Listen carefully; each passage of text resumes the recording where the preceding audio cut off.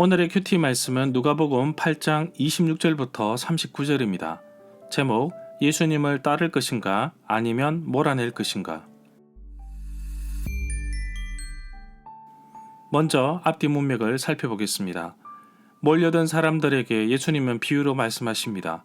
씨 뿌리는 비유로 말씀하셨는데 서로 다른 땅의 상태에 따라 열매가 달라지듯이 하나님의 말씀을 듣고 삶의 뿌리를 내려야 합니다. 예수님은 등불이 등잔 위에 있어야 환하게 드러나듯 말씀에 순종하는 그 사람이 더 분명하게 드러난다고 말씀하셨습니다.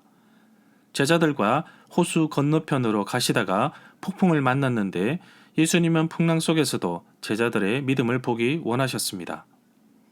배는 호수 건너편으로 도착했는데 그곳의 이름이 거라사 마을입니다. 이곳에서 귀신 들린 사람을 만나게 되는데 귀신 들린 사람을 고치는 장면은 마태복음 8장 28절부터 34절, 마가복음 5장 1절부터 20절, 누가복음 8장 26절부터 39절에 나옵니다. 특히 마태복음에서는 거라사 지방을 가다라 지방이라고 표현하고 있습니다. 마태복음에서는 귀신 들린 사람이 2명이었지만 마가복음과 누가복음은 1명으로 말하고 있습니다. 거라사 지방은 갈릴리 호수에서 남동쪽으로 60km 정도 떨어져 있습니다. 이 지역은 이방 지역입니다. 이방 지역에서 귀신을 내어 쫓는 놀라운 일은 질병과 생명과 자연을 다스리시는 예수님께서 이제는 영적인 영역까지 통치하고 계심을 보여주고 있습니다. 문단을 나눠보겠습니다. 26절부터 33절은 귀신 들린 사람을 고치다.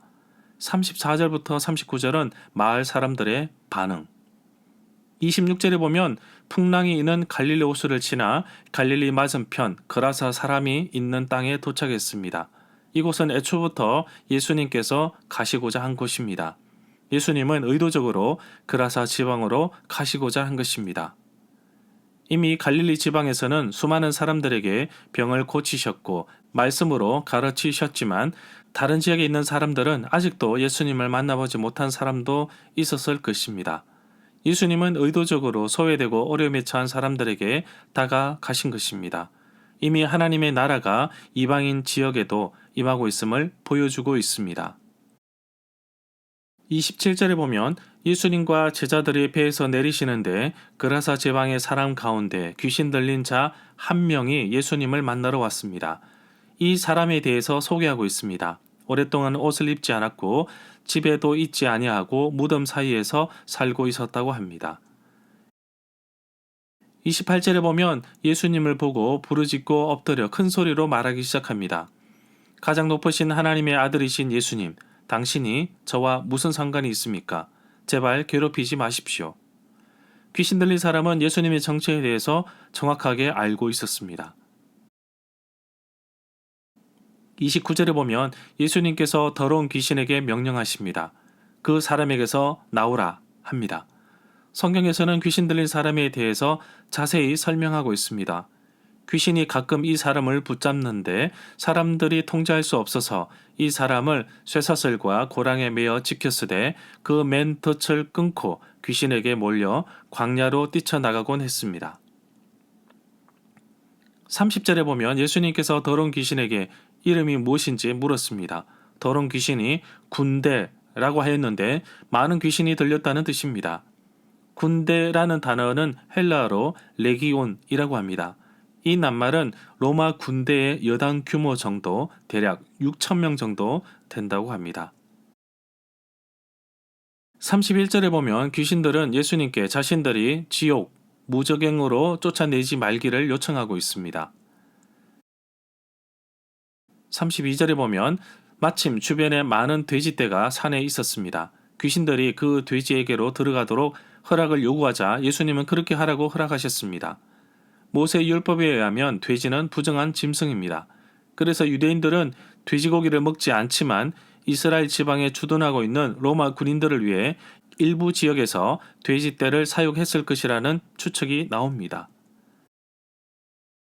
33절에 보면 귀신들이 그 사람에게서 나와서 돼지떼 속으로 들어갔습니다.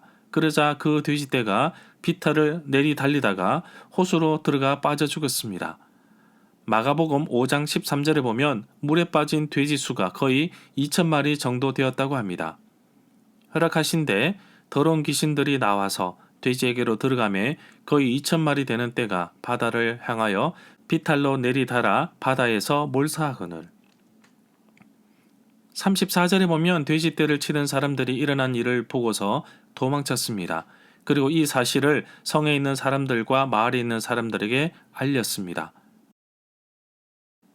35절에 보면 소식을 들은 사람들이 일어난 일을 보려고 예수님께 나왔습니다.